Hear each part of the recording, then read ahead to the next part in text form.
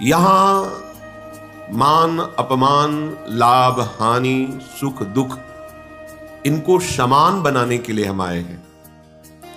हमें जो प्रियाजू ने यहां बुलाया है वो द्वंद्व विमुक्ता पद में स्थित करने के लिए बुलाया है। अगर हम लाभ में सुखी होते हैं, हानि में दुखी, मान में सुखी, अपमान में दुखी, तो यही तो अविद्या है, यही अज्ञान है। अगर इससे निवृत्त करने का अपने मन में दृढ़ निश्चय हम कर ले तो हमें प्रियाजू ने पूरा का पूरा संविधान परम पद में आरूढ़ करने वाला प्रदान कर दिया है। ये जो हमें संयोग मिला है ये महासुख के लिए है। बड़ी बड़ी सिद्धियां भी माया का नाटक ही हैं। एकमात्र सच्चिदानंद प्रभु में स्थित हो जाना ये महासुख स्वरूप है, यही परम विश्राम है। अविद्या के कारण हमें अनुभव में ये बात नहीं आती। जैसे धूल भरी आंधी हो तो वस्तु का सही दिखना असंभव हो जाता है, ऐसे काम क्रोध लोभ मोह मद मत्सर की ऐसी आंधी चल रही है अविद्या जनित कि हमें सही वस्तु का अनुभव करना बड़ा कठिन पड़ रहा है। यदि हम किसी विशाल पर्वत का सहारा ले ले तो आंधी से बच सकते हैं। आंधी हमारा नाश नहीं कर पाएगी। वो विशाल पर्वत की तरह भगवत प्रेमी महात्माओं के चरणों का आश्रय और उनके वचनों के अनुसार चलना, फिर ये कामादि दोषों की आंधी आपको उड़ा नहीं पाएगी, नष्ट नहीं कर पाएगी। श्रीपाद प्रबोधानंद जी महाराज कह रहे हैं कि यदि हमें वृंदावन आने को मिल गया, वृंदावन वासी का संग मिल गया, श्यामा श्याम की उपासना का परिचय मिल गया, ये बड़ी दुर्लभ बात है, तो परिहासे प्यन्या प्रिय कथन मूकोति बधिरा परेशाम दोषानुश्रुति मनु विलोकेन्ध नयनः शिलावल्निश्चेष्टा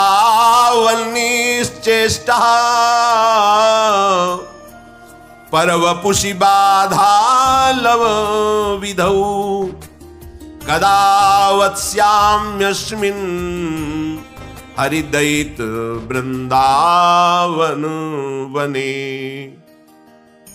यदि कृपा करके प्यारे जो ने मुझे वृंदावन बुला लिया, सत्संग सुनाया, सतमार्ग का परिचय मिला, अब हम अपने साथ धोखा नहीं करेंगे। कोई किसी के साथ धोखा नहीं करता। तुम समझते हो हमने दूसरे के साथ छल करके, कपट करके, चोरी करके, चतुराई से ऐसा कर लिया, दूसरे के साथ नहीं। वो अपने लिए तुम बीज बोए हो, तुम्ही को फसल काटनी पड़ेगी। बाद में तुम्हारे रोने चिल्लाने से कुछ नहीं होता, मिथ्या भगवान पर आरोप करने से कुछ नहीं होता। काल ही कर्म ही ईश्वर ही मिथ्या दोष लगाए। अभी तो बड़े बुद्धिमान बनते हो, अपनी बुद्धि का प्रयोग दूसरों के धन अपहरण में, दूसरों के सुखों का नाश करने में, छल कपट में, माइक वृत्तियों में, और जब इसका परिणाम आता है तब आप ईश्वर को दोष देते हैं, तब किसी दूसरे को दोष दे। हम तो बड़े सुखी होते यदि हमारा अमुक ऐसा न कर देता। तो कोई अमुक नहीं है, वो तुम्हारा कर्म ही है, दूसरा कोई नहीं। इसलिए यदि दैत प्यारे जो कृपा करके वृंदावन का एक बार भी दर्शन, सत्संग, प्रिया प्रीतम की रसमय उपासना का परिचय, तो अब अपने साथ धोखा मत करो। क्या करो? परिहासे प्यन्या प्रिय कथन मूकोति बधिरा। तुम परिहास में भी किसी का अमंगल करने की सोच बंद कर दो, तुम्हारा कभी अमंगल नहीं होगा। दूसरों का तुम अहित करते हो, दुख देते हो, और तुम सुखी होना चाहते हो, असंभव। ये अज्ञान की वृत्ति हटा दो। परिहासे भी, मजाक में भी किसी को दुख मत दो। मजाक में भी किसी को ऐसे कटु वचन मत कहो जो उसके हृदय को छू जाए, हृदय को दुख पहुंचा दे। और यदि तुम्हारा कोई अपमान करके कड़वी बात कहे तो बोले बधिरा, बहरे बन जाओ, सुनो ही मती, नहीं सुनना। जैसे कोई पागल आदमी हमें गाली दे, अपनी कुचेष्टाएं हमारे ऊपर करे, तो हमें रहता है पागल है। ऐसे ही त्रिगुणात्मिका माया के द्वारा जिनके ज्ञान का अपहरण कर लिया गया है, सतमार्ग के पथिक की वो अवहेलना करें, निंदा करें, दोष दृष्टि करके, दोष निकाल करके उनको प्रकाशित करें, वर्णन करें, कोई फर्क नहीं पड़ना चाहिए, क्योंकि वो बेचारे पागल हैं। त्रिगुणात्मिका माया अविद्या के द्वारा उनकी बुद्धि मलिन कर दी गई है। इसलिए भगवत मार्ग के उपासक को जब कोई निंदा करे, गाली दे, कटुवचन बोले, तो बधिरा, बहरे की तरह हो जाना चाहिए, हमें सुनाई ही नहीं दिया, ऐसी उपेक्षा कर देनी चाहिए। पर हमारे द्वारा परिहासेप्यन्या अप्रिय कथन, हंसी मजाक में भी किसी का अप्रिय वाणी से अपमान नहीं करना, किसी की चुगली नहीं करना, किसी की निंदा नहीं करना। हमारी कोई करे तो बहरा बन जाना, सुनना ही नहीं। पूज्यपाद सिवड़िया बाबा जी महाराज कहते हैं, जब तुम्हारी भाषा में तुम्हारे को कोई अपमानित करे, निंदा करे, तुम ऐसे सुन के निकल जाओ जैसे विदेशी भाषा में जिसका आपको ज्ञान ना हो, और वो फिर आपको कटुवचन अपशब्द कहे, तो आप ऐसे सहज में निकल जाए, आपको पता नहीं क्या बोल रहा है। जब पता हो क्या बोल रहा है फिर भी हमारे अंदर कोई फर्क ना पड़े, तो समझो हम उपासक हैं अध्यात्म मार्ग के। परेशान दोषान श्रुतिमनु विलोकेंध नयनः, जब दूसरे के कोई ऐसे हमें दोष दिखाई देने लगे कि देखो ये तो वृंदावन में आके ऐसा कर रहा है, ये तो ऐसा कर रहा है, या कहीं भी, तो समझना चाहिए हमारे पतन का समय आ गया है। पहचान है ये, परदोष दर्शन, परदोष वर्णन, परदोष श्रवण, ये परमार्थ में पर्दा डाल देते हैं, पता ही नहीं चलेगा अध्यात्म किसे कहते हैं। ध्यान से सुन लीजिए, साधन चल रहा है पर यह असाधन होता है, इसीलिए भगवदानंद की अनुभूति नहीं होती। परदोष दर्शन, परदोष कथन, परदोष श्रवण, ये तुम्हारे परमार्थ का अपहरण कर लेंगे।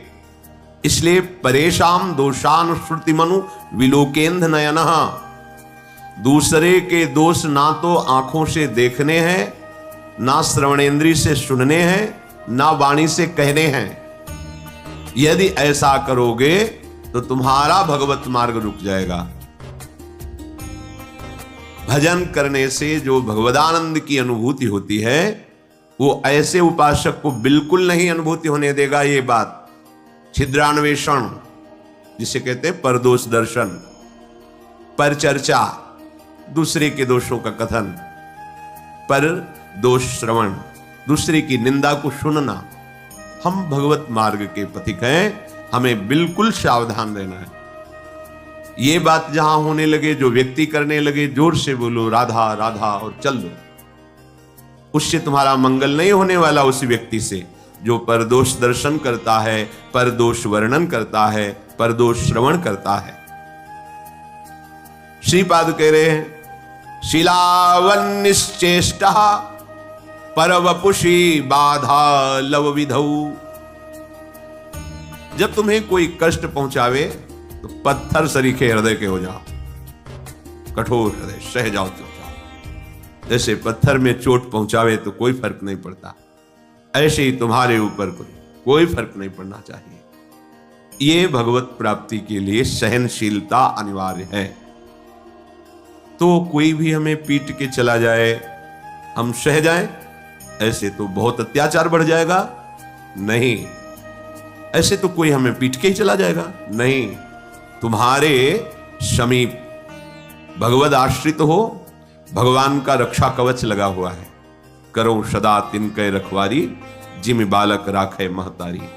आपको पुष्ट करने के लिए, परमार्थ का सूरवीर योद्धा बनाने के लिए भगवान थोड़ी छूट दे दें, भले किसी को अपमानित करो। इसे देखो कैसा लगता है। इसको अपमानित किया, बहुत दुखी हुआ, रो दिया प्रभु से, फिर प्रभु किसी न किसी रूप में शास्त्र, संतजन, गुरुजनों से समझाएंगे, ये तुम्हारी स्थिति ठीक नहीं है, सहना सीखो। जब ये द्वंद्वों को सह जाओगे तब महाप्रेम को सहने की सामर्थ्य आएगी।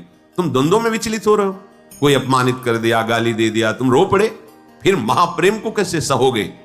वो प्रभु तुम्हें समर्थ बनाने के लिए भले किसी को प्रेरणा कर दे, अन्यथा कोई ऐसा पैदा नहीं हुआ कि भक्त का बाल बांका कर सके।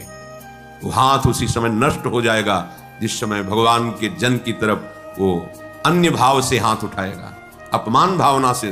राम रोष पावक सो जरई, जो अपराध भक्त कर करे। हमें चाहिए सहनशीलता। अगर कोई हमें कटुवचन कह रहा है, कोई पीड़ा पहुंचा रहा है, चुपचाप सह जाओ। ये भगवान आपको मजबूत करना चाहते हैं, प्रेम मार्ग का शूरवीर योद्धा बनाना चाहते हैं। तुम्हारे हृदय में ऐसी सामर्थ्य दे, सच्ची मानिए।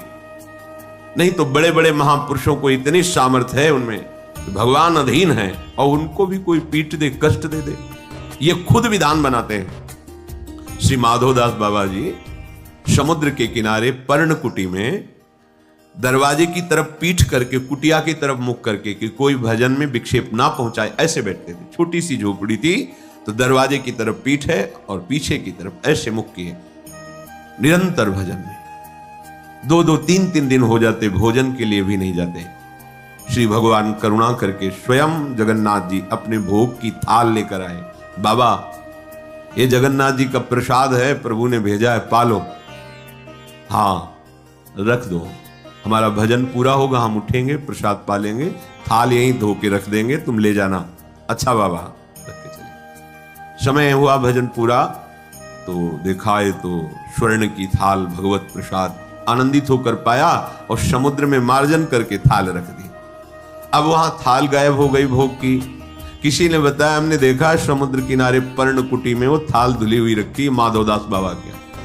भगवत पार्षद जन आए, तुमने थाल चुराई, पिटाई की? कुछ नहीं बोले। जब भगवान ने भोग प्रसाद दिया, जैसे उसमें आनंद, ऐसे भगवान के पार्षद धक्का मुक्की करके पिटाई करे, उसमें आनंद। किसने के? उनको यह समझ नहीं है कि ऐसे एकांतिक गर्भगृह से भोग की थाल भला बाबा के, और अगर ले जाते तो सब बाहर ही तो बैठे थे ध्यानस्थ कि भगवान भोग आरोग रहे, पार्षद बैठे हुए चिंतन कर रहे, पर वहां प्रभु पिटाई करवाना चाहते थे। नहीं, किसी की ताकत है कोई छूले भक्त को, क्यों करवाना चाहते? अपने भक्त को मान रहित, देह भाव रहित, हृदय में ऐसा महान पुष्ट भगवत प्रसाद पा रहे हैं, भगवत पार्षदों से पिटाई दोनों समान। इसीलिए भक्तजनों के साथ कभी कभी ऐसे बर्ताव हो जाते हैं, तो उनको यह नहीं सोचना चाहिए कि कहां गए भगवान, रक्षा क्यों नहीं की। वो चाह रहे हैं तुम इतने सहनशील बनो, तुम इतने महान हृदय वाले बनो। तो हमें तो पीड़ा हो रही है और हम महान हृदय वाले बने, हमारा तो अपमान करा दिया, फिर तुम शरणागत किसके हुए, समर्पण तुम्हारा किसका हुआ? ये शरीर जड़ है, इसी में तदात्म होने के कारण दुख सुख का, जन्म मृत्यु का ये महान बंधन प्राप्त हुआ है। भगवान कृपा करके इसी तदात्म को मिटाते हैं। वो अभी अविद्या का प्रभाव, इसलिए बात समझ में नहीं आएगी। जैसे सांप की केचुल में कितनी भी पीड़ा दो, सांप को कोई पीड़ा नहीं होती, केचुल अलग है, वो अलग है। ऐसे ही आत्म तत्व में ना तो किसी दिव्यास्त्र का, ना किसी अग्नि आदि का प्रभाव होता है, क्योंकि वो दिव्य स्वरूप है। नैनम छिन्नन्ति शस्त्राणि नैनम दहाति पावकः न चैनम क्लेदयन्त्यापो न शोषयति मारुतः। ये हमारा स्वरूप है।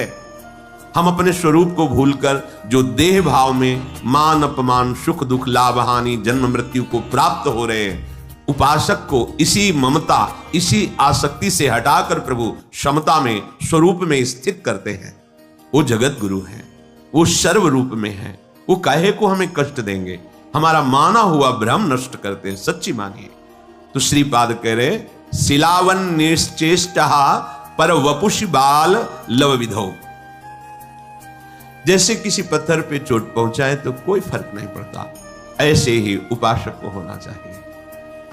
श्री अनंग बोधाश्रम स्वामी जी महाराज फतेहपुर जिला में अश्विनी घाट गंगा किनारे, बड़े महापुरुष। जब से गुरु जी ने संन्यास दिया था, गंगा जी की रेती के सिवा कभी ऊपर नहीं चढ़ते थे। जहां संन्यास दिया था बस वहीं, वैसे ही दिगंबर जैसे संन्यास दिया गया था, निर्वस्त्र संन्यास दिया जाता है। गंगा जी में खड़े करके बड़ा करुण प्रसंग होता है। आपका कौन? तो गंगा में हाथ उठा के, तो भगवान नारायण के सिवा कोई नहीं। इसी बात को आज जीवन निर्वाह करना होता है, नारायण के सिवा कोई। फिर वो व्यवहार रक्षा के लिए लंगोटी और अचला आदि देते। उन्होंने मना कर दिया, गुरुजी जब एक बार उतार दिया अब दोबारा जीवन में नहीं धारण करेंगे। दिगंबर ऐसे, वो भी कभी कभी जैसे एक वकील साहब थे, उनके यहाँ रोटी बटती थी गरीबों को सुबह, कभी कभी लाइन में खड़े हो जाते थे, प्रच्छन्न वेश, जटाएं, नंग धड़ंग। अब 30 किलोमीटर चल करके गए। अब वहां नौकर लोग थोड़ी पहचानते थे कि इस उच्च कोटि के ज्ञान संपन्न महापुरुष, जिनको धर्म सम्राट करपात्री जी भी साक्षात ब्रह्म अनुभव करते हुए साष्टांग दंडवत करते थे, बेलाइन में ऐसे घुस जाते, वो धक्का मारते, फिर और जगह से घुसते, 2-3 थप्पड़ मारते, पागल है, लाइन में पीछे खड़ा हो, 2-4 बार ऐसे पिटते, जानबूझ के चेष्टा करते। जो बांटने वाले मालिक थे, बंटवाने वाले, वो एक दिन आए, उन देखा, अरे स्वामी जी, गए साष्टांग दंडवत किया, अरे स्वामी जी आप, अरे बोले तुम जाओ, हमारा काम मत बिगाड़ो, चलो तुम अपना काम करो। उनको डांट दिया। हम नौकरों के होश उड़ गए कि अगर स्वामी जी ने कह दिया तो हमारा तो क्या होगा, जिनको मालिक साष्टांग दंडवत करा उनको हमने पीटा। ऐसा मुस्कुराए, चले गए। प्रभुदत्त ब्रह्मचारी जी ने पूछा, भगवान आप ऐसी लीला क्यों करते हैं?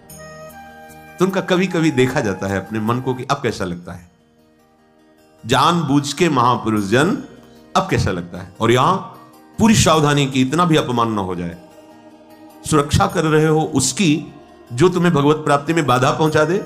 और ये महापुरुष जो भगवत प्राप्त है, कि कभी कभी जैसे होता है ना कि आज मनोरंजन करते हैं, चलो, तो वो कभी कभी, अब मन की स्थिति क्या है,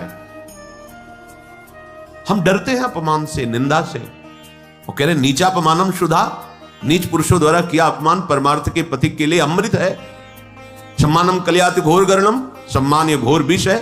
तो कैसी अविद्या, हम विष को तो अमृत के समान पीते हैं और अमृत को विष मान लेते हैं।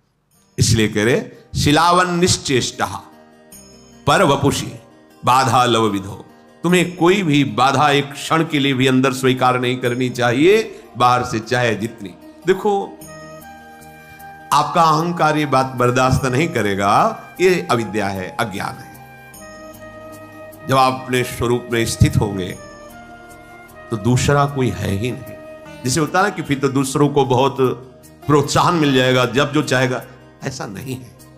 ये सृष्टि ईश्वर के द्वारा शासित है। लाखों लोगों में अलग अलग चेष्टाएं, अलग अलग भाव, लेकिन सबका शासन वो ईश्वर कर रहा है। नहीं जो विश्व में अपने को ही केवल तो वो सबका नाश कर दें, नहीं कर सकते। जितना उनके द्वारा विनाशकारी चेष्टा होनी है, क्योंकि विनाश का भी क्षेत्र भगवान का ही है। अगर सृजन का है, पालन का है, तो संहार का भी है। उतना ही कर सकता है, आगे नहीं। हजारों पशुओं में सिंह उसी को पकड़ेगा जिसका आहार निश्चित हो गया है। पूरा विधान से चलता है, ऐसा नहीं कि मनमानी यहां सब कुछ हो रहा है। सृष्टि में पूरा विधान से हो रहा है। कर्मों का जाल बिछा, हम अज्ञानी जीव वर्तमान की बात को देख करके केवल अनुमान लगाते हैं हमारे साथ गलत हुआ। लेकिन आप इसी जन्म की बातें अपनी देख लो, फिर आप देखो कि अगर इसका दंड ये, इसका दंड ये, इसका दंड ये, तो मेरी दुर्दशा क्या होगी। हम लोग अनजाने में, अज्ञान में बड़े बड़े अपराध कर देते हैं। एक लक्ष्मण रेखा सी वो आती है ना, चींटियां, कीड़े ये हमारे घर में न रहे, खींच दी। सैकड़ों चींटी, सैकड़ों जीव मर गए। ये क्या हो रहा है? तुम्हें नहीं समझ में आ रहा है? अपराध बन रहा है। सब में परमात्मा तत्व विराजमान है। जैसे पृथ्वी में रहने का तुम्हारा अधिकार है, ऐसे तो जीवों का अधिकार है। छिप के लिए मार डालो, निकाल के बाहर फेंको, मार डाला, कुचल डाला ईंट से, ये क्या है? क्या उसका अधिकार इस सृष्टि में जीने का नहीं? तुम मनुष्य शरीर में हो तो केवल तुम्हारा ही अधिकार है। बहुत से ऐसे जिनको हम पाप नहीं समझते हैं, हमारे द्वारा बहुत से ऐसे अनर्थ होते रहते हैं। सोचो, एक तितली की गुदा में खेल खेल में कांटा ऐसे गाड़ कर छोड़ दिया मांडव्य ऋषि, उनको दंड मिला सूली की सजा। और जैसे छोड़ दिया तो वैसे सूली निकली नहीं, काटी गई। महाभारत में स्पष्ट भगवान व्यास देव जी ने लिखा है। आप कितने जीवों की हत्या करते हैं? आपको दर्द होता है? अरे एक चींटी भी वही है ईश्वर जो तुम्हारे हृदय में, जो एक हाथी के, जो एक बड़े से बड़े के हृदय में ईश्वर, वो वहां बैठा हुआ है। क्या जाता है? आप अपनी सुरक्षा कीजिए। आप ऐसी जहरीली चीजें जिससे लाखों जीव, जो गुजरेगा उससे मर जाएगा, छोटा मोटा सब जीव। अरे कोई चींटी बना, कोई कीड़ा बना हुआ है, वो हम ही आप हैं। कर्म के परिणाम स्वरूप हमको ऐसी योनियां मिली हैं। अपने को लगता है हमने तो पाप किया ही नहीं, हमें दंड क्यों मिलता है? ईश्वर है, सर्व सामर्थ्यशाली है। बिना आपके कर्म बिगड़े आपको दंड मिल ही नहीं सकता। अगर हम ऐसा मानते हैं तो हमें सहना चाहिए, अगर हम नहीं मानते हैं तो नया कर्म फिर ऐसा बन जाएगा जो आगे हमें और नष्ट करेगा। इसलिए शिलावन निश्चेष्टा, जैसे हमारे शरीर में कर्म परिणाम से जब फोड़ा होता है और वो पकता है और भीषण कष्ट देता है तो हम सहते हैं, हम डॉक्टर के पास जाके पैसे भी देते हैं, कष्ट भी सहते हैं, पर उसका ऑपरेशन करवाते हैं। ऐसे ही हमारा बुरा कर्म जब हमारे ऊपर आता है वो किसी न किसी विधान में दंड हमें देता है, हमें चुपचाप सह लेना है, राधा राधा राधा, तो वो नष्ट हो जाएगा और आगे परम मंगल परम सुख का विधान हो जाएगा। कदा वत्स्याम्यस्मिन् हरिदयित वृंदावन बने। आहा, मैं हरि के प्यारे या दैत प्राण प्यारे युगल सरकार के नित्य लीला स्थली बिहार स्थली वृंदावन में इस प्रकार कब रहूंगा। किसी की बुराई नहीं करूंगा, बुराई नहीं सुनूंगा, बुराई नहीं देखूंगा। अगर कोई हमें गाली आदि अपमानित करता है, मैं प्रसन्न मुद्रा में सहूंगा। अगर नहीं प्रसन्नता से तो राधा राधा कह के चुपचाप चल दो, वहां से प्रतिकूलता मत पैदा करो। अगर कोई हमें कष्ट देता है तो मेरे ही कर्म का फल है, मैं ऐसा मानकर उसे सह लूंगा और प्रिया प्रीतम के चिंतन में श्रीधाम वृंदावन में अपना जीवन व्यतीत करूंगा, सीधे भगवत प्राप्ति। षोड्वापि दुखानि सुदुस्सहानि त्यक्त्वाप्यहो जाति कुलादिकानि भुक्त्वा स्वापाकैरपि थुत्कृतानि वृंदाटवीवासमहं करिष्ये। अब मैंने निश्चय कर लिया है कि इस जन्म में मुझे प्रिया प्रीतम की प्राप्ति करनी है, अर्थात महान सुख महान स्थिति प्राप्त करनी है। तो तैयार हो जाओ अतिशह दुषह दुख सहने के लिए, दुषह दुख सहने के लिए। अब कोई ये कहे कि दुषह दुख सहने और भगवत प्राप्ति, नहीं, फिर हमें नहीं चाहिए, हमें तो सुख चाहिए। यही दुषह दुख तुम्हें सहना पड़ेगा कि तुमने जो मिथ्या आसक्ति प्रेम पैदा कर लिया है जगत में, अब इससे हटने में तुम्हें दुख लगेगा। जैसे तुम्हारा जो अभ्यास नशा करने का है, भोग भोगने का है, नाना प्रकार के मनोरंजन कुचेष्टा करने का है, अब उनसे जब हटने की बात आएगी तो आपके मन को दुख लगेगा। ये सहने के लिए तुम तैयार हो जाओ। शुद्धापि दुखानि सुदुस्सहानि, यद्यपि ऐसा सहना बड़ा कठिन होता है। मन कह रहा है ये देख लूं और उसे आप रोकेंगे तो आपको कष्ट देगा, दुख देगा। ये भोगूं, आप उसे रोकेंगे वो आपको दुख देगा। ये सहे बिना अध्यात्म का प्रकाश नहीं होता। इसीलिए बातें बनाने वाले लोग जैसे बड़ी ऊंचाई के प्रश्न करते हैं और जब उनका दर्शन करते हैं तब लगता है ककहरा नहीं आता परमार्थ का, और बात करते हो बहुत ऊंचाई की। जब तक तुम्हारे अंदर संसार में सुखद भोगों को सत्य मानकर भोगने की लालसा है तब तक तुम अज्ञानी ही हो, चाहे जितना ज्ञान बघारो। स्वात्मा रामम, जो आत्मा राम पुरुष ज्ञानी जन है, विषय मृग तृष्णा में कभी भ्रमित नहीं होते, ये झूठे हैं। जैसे वमन कोई खाने की इच्छा नहीं करेगा, ऐसे ज्ञान जिसके हृदय में जागृत हो गया है किसी भी इंद्रिय के विषय के भोग उसे आकर्षित नहीं कर सकते। तो इसी आकर्षण में जब हमारी आसक्ति हो गई है और उससे जब हमको हटाया जाएगा तो बड़ा दुख महसूस होगा। जैसे खेलते हुए बालक को, धूल दूषित बालक को माता उन खेलों से निवृत्त करके सुंदर स्नान करके सजाकर अपनी गोद में बैठालकर अपने वक्षा स्थल का परम पवित्र दुग्ध पान कराने की चेष्टा कर रही है, पर बालक को लगता है कि मुझे दुख दिया जा रहा है, मेरे खिलौने छीने जा रहे हैं, मुझे खेल से हटाया जा रहा है। पर वो ही नहीं जान रहा कि ये मां का विशुद्ध प्यार है। ऐसे ही मेरे परम वात्सल्य समुद्र सदगुरुदेव हरि, इनका विशुद्ध प्यार है। मुझे इस माया के खिलौनों से, काम क्रोधादि की गंदगी से हटाकर मुझे दिव्य आनंद में ले जाने के लिए, अपने प्रेमामृत का पान कराने के लिए इससे बिलक करते हैं। तो जो हमें दुख होता है उसे सहना पड़ेगा, विचलित नहीं होना है।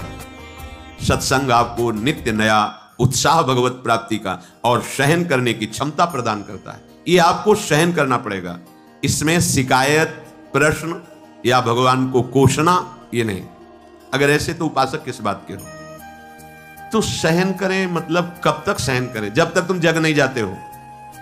तो क्या हम सो रहे हैं? हाँ, जैसे स्वप्न में तुम्हें चाकू मारी जाए तो कष्ट महसूस होगा, जगोगे तो न घाव है, न चाकू है, न मारने वाला है, कुछ नहीं। ऐसे ही मत्ता परतरम नान्यत किंचिदस्ति धनंजय, मुझ आनंद स्वरूप श्री कृष्ण के सिवा कुछ नहीं है। यह है जगे हुए पुरुष का दर्शन, सोए हुए पुरुष का दर्शन, स्त्री पुरुष जड़ चैतन्य दुष्ट महात्मा ये वो नाना तो मैं मोर तोर तय। जब तक आप इस मैं मोर तय तोर दुख सुख लाभ हानि करता भोगता ये स्वप्न चल रहा है तुम्हारा दीर्घ स्वप्न, उमा कहूं मैं अनुभव अपना सत हरि भजन जगत सब सपना, जागोगे तब ना दुख है ना सुख है, परमानंद ही परमानंद है। इसलिए अभी जो तुम्हें कष्ट महसूस होगा त्याग में वो तुम्हें सहना पड़ेगा, सह जाओगे तो महात्मा बन जाओगे, जग जाओगे, ज्ञानी हो जाओगे, प्रेमी हो जाओगे। शुद्धापि दुखानि सुदुस्सहानि, यद्यपि बड़ा कठिन है सहना, और जो सह गया तो सहत सहत बाढ़े भगति ग्रेतन गुरु हितगार, भक्ति महारानी हृदय में परमानंद प्रकट कर देंगे। जिस आनंद के लिए हमें यह अवसर मिला है हमें सहना पड़ेगा। सहत सहत बाढ़े भगति, जिस समय भक्ति महारानी स्वस्थ होकर तुम्हारे हृदय में विराजमान होंगी, प्रिया प्रीतम आ जाएंगे। प्रिया प्रीतम खेलने हृदय द्रवित बाहर हृदय घूमता है, छोटी सी संसारिक क्रिया भी दिव्य चिदानंद लीला में तत्काल पहुंचा दे, ऐसा हृदय हो जाता है।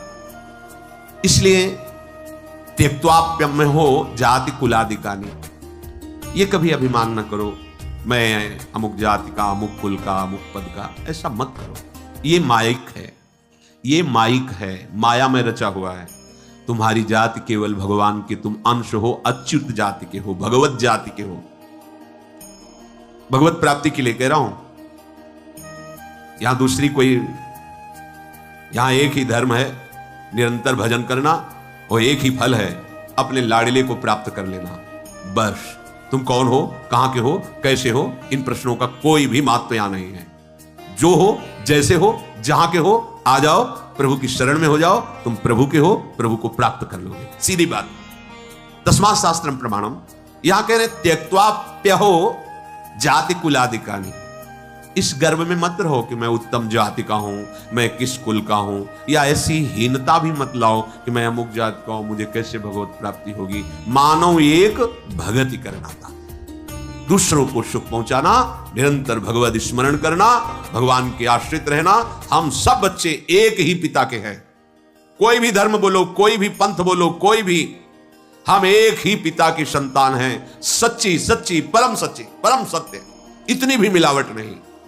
अब एक बाप के कई बेटे होते हैं तो अलग अलग स्वभाव के होते हैं, अलग अलग प्रभाव के होते हैं, उनका अलग अलग अपना मन का भाव है। तो मेरे पिता इतने दयालु हैं कि तुम जिस भाव से बसते हो उस भाव से तुम्हें दुलार करते हैं। अरे तुम दुश्मनी कर लो तो वो वैसे ही तुम्हारे सामने आ जाएंगे, दुश्मनी करोगे तो दुश्मन बन के आ जाएंगे। बड़े कृपालु, ये यथा माम प्रपद्यन्ते तास तथैव भजाम्यहम्। बस भुक्त्वा स्वपाकैरपि फुत्कृतानि वृंदाटवी वासमहं करिष्ये। जैसे बन जाए वैसे तुम वृंदावन का आश्रय ले लो, वृंदावन के रसिकों का संग करो, नीच पुरुषों द्वारा किया हुआ जो तिरस्कार है उसको सहो।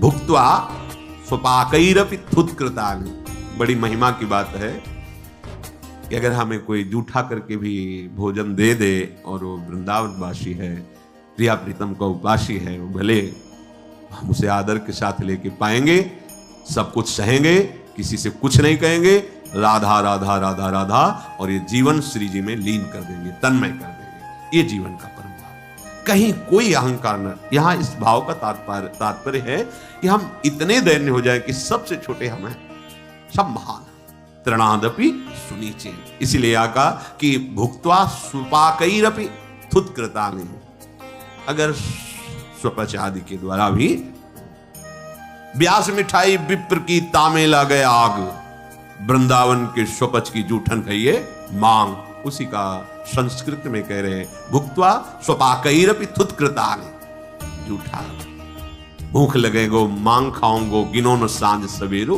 ब्रजवासिन की जूठ टूक और घर घर छाछ महेरो, ऐसो कब करी हो मन मेरो। क्योंकि यहाँ केवल प्रेम निधि प्रियालाल के ही निज जन है, इनमें भेद भाव नहीं करना है। जैसे श्री जी हमें रखे, जैसी परिस्थिति हो, बस हमें राधा वल्लभ श्री हरिवंश, राधा वल्लभ श्री हरिवंश, इसी से सब मंगल।